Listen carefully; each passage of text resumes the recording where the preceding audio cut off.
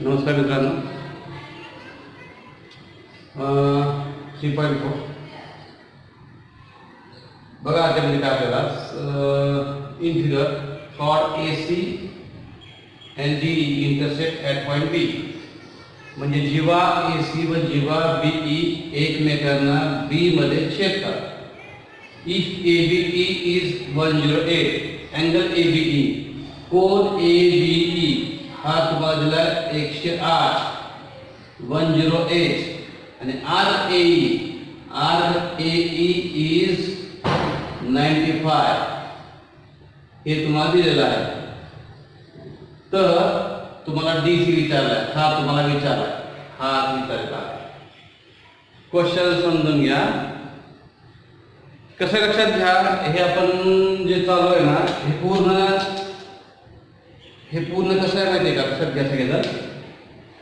हे नीट लक्ष दिलं कसं बसतंय. बेसिक गोष्टी आहेत, साध्या गोष्टी आहेत, पण आपलं लक्ष देत नसतं किंवा कॉन्सन्ट्रेशन देत नसेल, हे समजायला प्रॉब्लेम येतो.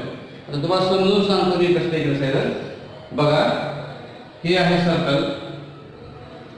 या दोन कॉर्ड सर्कलच्या एक्सटेरियर इंटरसेक्ट होतात. दोन जीवा वर्तुळाच्या बाह्य भागात छेदतात. या ठिकाणी बघा, two chords intersect each other in the interior of circle. दोन जीवा वर्तुळाच्या अंतर्भागात छेदतात. तर काल बघितलेलं गीत आपण, when two chords intersect each other at the exterior of circle, जेव्हा दोन जीवा वर्तुळाच्या बाह्य भागात छेदतात त्यावेळेस हा जो अँगल आहे, हा अँगल, हा आर आणि हा आर या दोघांच्या डिफरन्सचा हाफ असतो. म्हणजे हा कोन या दोन कंसाच्या फरकाच्या निम्मा असतो. फरक म्हणजे वजाबाकीचा निम्मा असतो. या दोघांच्या वजाबाकीचा निम्मा हा कोन असतो. हा झाला काल शिकवलेला आपण.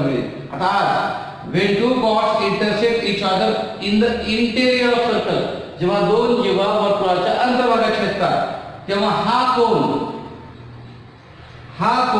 किंवा हा कोन या दोन कंसाच्या बेरजेच्या निम्मा असतो. हा कोन या दोन कंसाच्या वजाबाकीच्या निम्मा असतो, आणि हा कोन या दोन कंसाच्या कंसाच्या बेरजेच्या निम्मा असतो. तर काल आपण हे घेतलं होतं, आज आपण हे घेतलं त्याची माहिती जेव्हा आपण पहिल्यांदा माहिती काय घ्यायची बघा. माहिती शिकवते पहिल्यांदा आपण घेऊ. Measure of angle ABE is equal to 108 आणि measure of RAE is equal to 95. अशी थोडी आपण माहिती देऊ पहिल्यांदा या ठिकाणी. बघा, माग कोन ABE बरोबर 108 आणि माग कंस AE बरोबर 95. ह्या दोन गोष्टी आपण घेतल्या. ठीक आहे. आता आपण थोडी माहिती देऊ. हा ABE cone, vertex of angle ABE is interior of circle. बघा माहिती बघा. vertex of angle ABE is interior of circle and it intersects intersects R. कोणता? या अँगलने हा इंटरसेक्ट केला आहे, म्हणजे इंटरसेक्ट RAE. बघा लक्षात घ्या सगळेजण. It intersects RAE and its vertically opposite angle, म्हणजे याचा विरुद्ध कोन DBC and its vertically opposite angle. कोणता अँगल आहे? DBC. Angle DBC intersects R. कोणता? DC. काय दिलं बघा लक्षात घ्या सगळेजण. काय बोलतो लक्षात घ्या. या कोनाचा हा शिरोबिंदू वर्तुळाच्या आतमध्ये आहे, अंतर्भागात आहे. या कोनाने हा कंस अंतर्खंडित केला आहे, आणि त्या विरुद्ध कोनाने म्हणजे या कोनाने हा कंस अंतर्खंडित केला आहे. इंग्लिश मध्ये सांगतो and vertex of angle ABE is interior of circle it intersects arc AE and it's vertically opposite angle या अँगलचा opposite angle it's vertically opposite angle DBC हा angle it intersects arc DC असं आपण माहिती दिलेली आहे. आता मराठीत एकदा आपण बघा कोन ABE चा शिरोबिंदू वर्तुळाच्या अंतर्भागात असून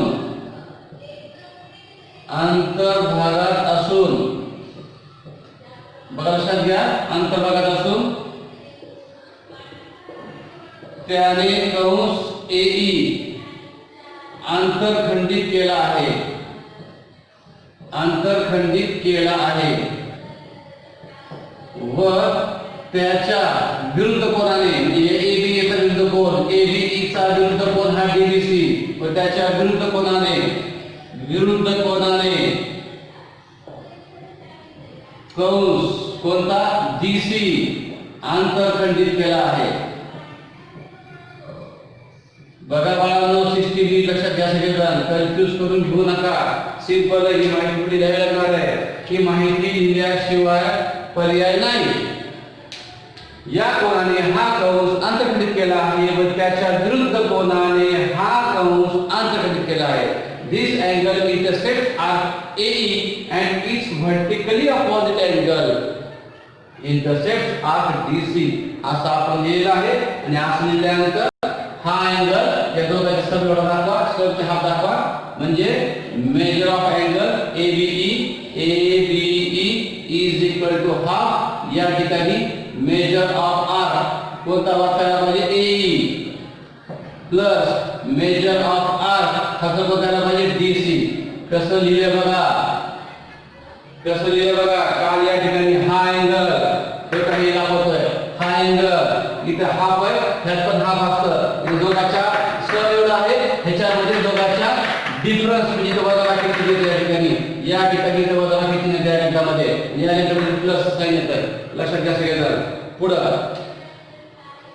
मेजर ऑफ अँगल माप कोन ABE बरोबर 1/2 कंसामध्ये माप कंस AE अधिक माप कंस DC असं आपण लिहिलेलं आहे या ठिकाणी. आता ह्याच्या पुढे बघा ह्याच्या पुढे AB आता दिलाय की दिलाय 108 या ठिकाणी 1/2 या ठिकाणी AE चं माप दिलंय की दिलंय 95 अधिक मेजर ऑफ आर्क DC आपल्याला फाइंड करायचं आहे. त्या दोन लेखले घ्या मल्टिप्लिकेशन डिव्हिजन मध्ये घ्या 108 गुणिले 2 हे भागाकारात 2 इकडे गुणाकार केलाय या ठिकाणी 95 plus measure of arc DC याला दोघांचा गुणाकार करून घ्या इथे आला पाहिजे 216 या ठिकाणी 95 प्लस मेजर ऑफ DC या ठिकाणी घेतलंय. आता मायनस करा 216 minus 95 is equal to measure of arc DC हे असं म्हणून घेतलेलं आहे. त्याच्या शेवटी लास्ट स्टेप इथं measure of arc DC is equal to 6 minus 5 1 21 minus 9 12 121 degree. कसं घेतलं लक्षात घ्या इथं मराठीत घेऊ आपण माप कंस DC बरोबर 121 डिग्री हे आपल्या या ठिकाणी असं समजलेलं आहे. मग लक्षात घ्या गणित सोपं असतं पण रायटिंग महत्वाची आहे. मला किंवा आपल्याला किती येते ह्याला महत्व नाही आपण लिहितोय कसला महत्व आहे. 8 ओळीने पहिल्यांदा दिलेली माहिती घ्या. नंबर 2 ला 8 ओळीनं ही पूर्ण माहिती द्या. बघा ही माहिती इथपर्यंत जी दिलेली माहिती इथपर्यंत दिलेली माहिती आपण घेतलेली आहे. पुन्हा ही पूर्ण माहिती दिलेली आहे आणि मग फॉर्म्युला आपण घेतलेला आहे. काय काय केलं लक्षात सगळ्यांच्या हा कोन या दोघांच्या बेरजेच्या हाफ असतो. हा कोन या दोन कंसाच्या बेरजेच्या हाफ असतो. हा कोन या दोन कंसाच्या वजाबाकीच्या हाफ असतो. This angle is half of the difference of these two arcs, and this angle is half of the sum of these two arcs. ते दोन बेरजेच्या हाफ असतो. हे लक्षात घ्या सगळ्यांना. कसं केलं लक्षात घ्या. बाकी काय हार्ड नाही, सगळं सोपं आहे, इझी आहे. नेक्स्ट एक्झाम्पल बघू आपण. एक्झाम्पल बघू.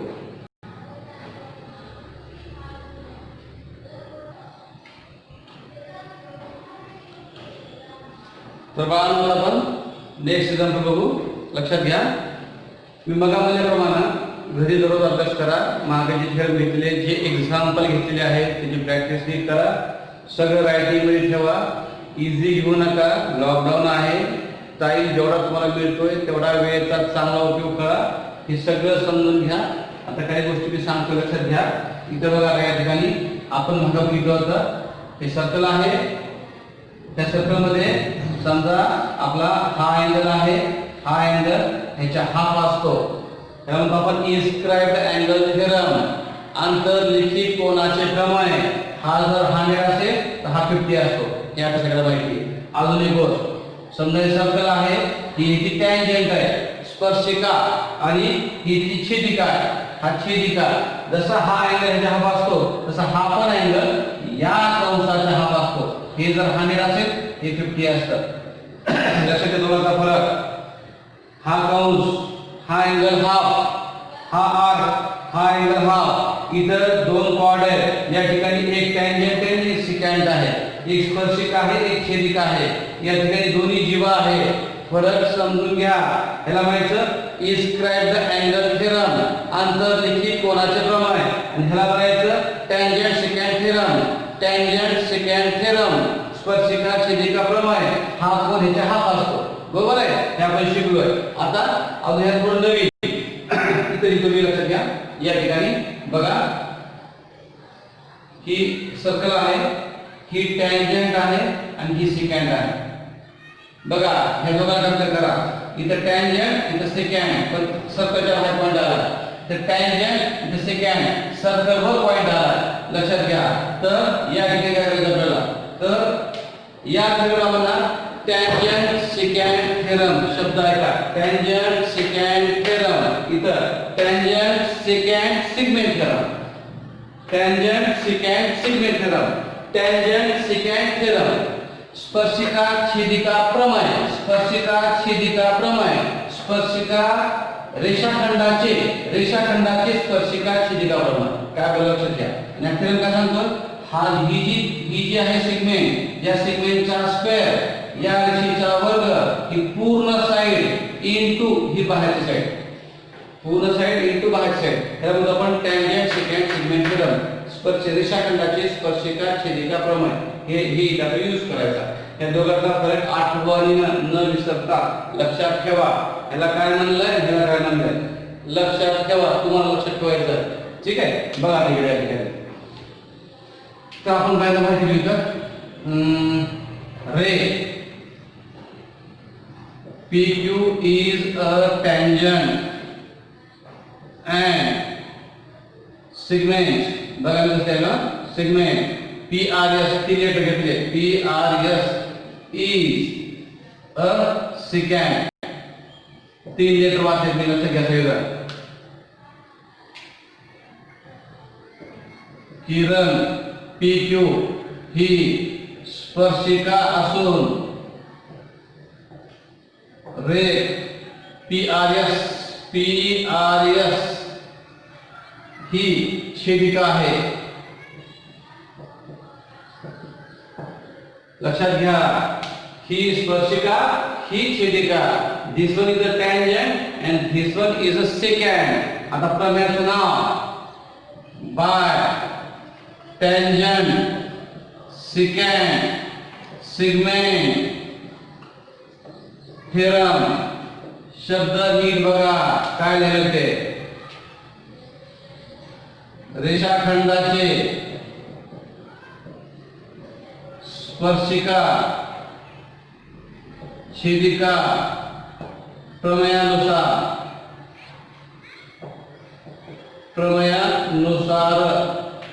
काय बोलू घ्या. पहिल्यांदा माहिती कशी लिहिली आहे, इथून आपलं एक्झाम्पल चालू झालंय, इथपर्यंत माहिती, इथून थेरमचं नाव. आता इथं फॉर्म्युला आहे. हे आहे टँजंट सेकंड थेरम. मी रिपीट करून सांगायला तुमच्या लक्षात यावं म्हणून तुम्ही पण समजून घ्या. ह्याला टँजंट सेकंड थेरम, ह्याला टँजंट सेकंड सिग्मेंट थेरम. स्पर्शिका छेदिका प्रमेय, इथं रेषाखंडाचे स्पर्शिका छेदिका प्रमेय. या ठिकाणी हा अँगल ह्याच्या हाफ असतो आणि या ठिकाणी याचा स्क्वेअर बरोबर पूर्ण साइड बघा, पुन्हा स्क्वेअर या सिगमेंटचा स्क्वेअर आणि पूर्ण साइड इंटू ही बाहेरची साइड असं आपल्याला घ्यायचं. ह्याचं काय काय दिलं बघा तुम्हाला, PQ इज गिवन.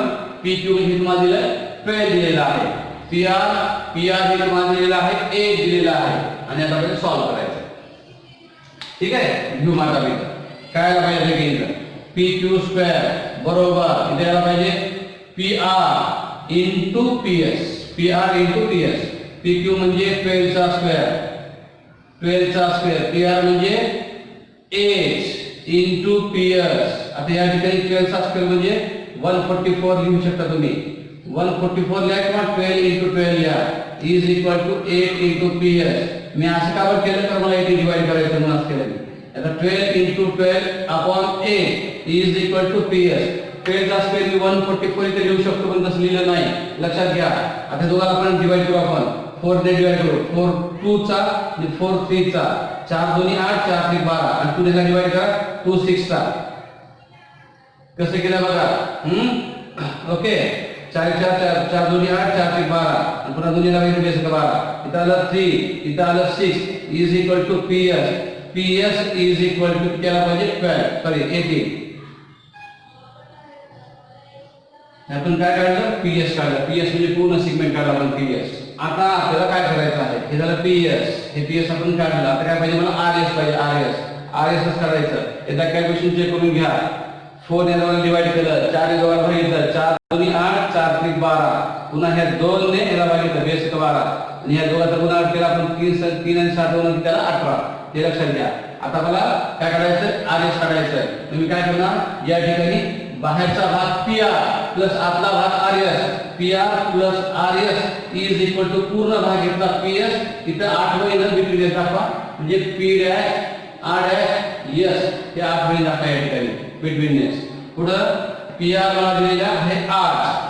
RS आपल्याला काढायचं आहे इज इक्वल टू PS आता आपण काढले किती काढले 18 काढले 18. आता 8 ला मायनस करा. RS is equal to 18 minus 8. RS is equal to 10. हे आपण RS काढलेलं आहे. किती काढलेलं आहे 10. मतलब भाग 10 आलेला आहे. RS पे मिळालं, PS पे मिळालं आणि या ठिकाणी आपण थांबूया. ठीक आहे, बघा लक्षात घ्यायचे की ह्या दोघांना फरक फक्त मुलांना कळत नाही. टँजंट सेकंड थेरम आणि टँजंट सेकंड सिगमेंट थेरम. स्पर्शिका छेदिका प्रमेय, रेषाखंडाचे स्पर्शिका छेदिका प्रमेय. स्पर्शिका छेदिका प्रमेयामध्ये हा कोण ह्याच्या निम्मा असतो आणि रेषाखंडाचे स्पर्शिका छेदिका प्रमेयामध्ये हा ह्या सेगमेंटचा स्क्वेअर पूर्ण साइड गुणिले बाहेरची साइड, मधली साइड घ्यायची नाही. ह्या गोष्टी नीट लक्षात घ्या, मी तुम्हाला समजेल सगळं. पहिल्यांदा आपण थोडी माहिती दिली, त्याला नाव घेतलं, फॉर्म्युला घेतला, व्हॅल्यू घेतल्या आणि असं तयार करायचं. सो इझी, एकदम सोपं आहे. हे पण सोपं आहे. ठीक आहे, आपण या ठिकाणी थांबू. नेक्स्ट उद्या बघू आपण. ठीक आहे, आणि अजून एक गोष्ट सांगायची मला की ह्या 2-4 दिवसामध्ये मी बदल करणार आहे. रेग्युलर बॅचची सूचना तुम्हाला देणार आहे. सगळी सूचना तुम्हाला सांगायची मला. उद्या परवा 2-4 दिवसामध्ये मी तुम्हाला मेसेज टाकेन. त्यावेळेस आपण सगळेजण ऑनलाईन येऊ आणि मग त्यावेळेस आपण बोलू ह्याच्याबद्दल. ठीक आहे, ओके. तर आपण 2 दिवसांनी तुम्हाला सूचना देईल आपल्या रेग्युलर बॅचेसची. त्यावेळेस तुम्हाला मी सगळं काही तुम्ही मेसेज पण पाठवेल. आणि दुसरी गोष्ट म्हणजे आपण एकदा ऑनलाईन येऊ, सगळेजण येऊन चर्चा करू एकदा. नंतर आपण ठरवू काय करायचं काय नाही ते. सगळ्या सूचना मी तुम्हाला सांगतो. Okay, thank you. उद्या बघू आपण.